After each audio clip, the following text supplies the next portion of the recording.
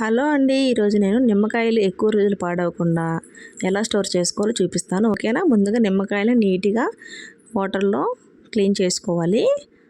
ఆ తర్వాత ఆ కడిగిన నిమ్మకాయలని తడేమీ లేకుండా ఒక పొడి గుడ్డ తీసుకొని బాగా తుడుచుకోవాలి. సో ఈ నిమ్మకాయలు మనం ఎయిర్టైట్ కంటైనర్లో స్టోర్ చేసుకోవాలి కాబట్టి ఆ కంటైనర్ కూడా తడేమీ లేకుండా పొడిగా ఉండేలా చూసుకోవాలి. సో దట్ ఎందుకంటే తడిగా ఉంటే వెంటనే బూజు పట్టేస్తాయి నిమ్మకాయలు. సో అందుకని చెప్తున్నాను.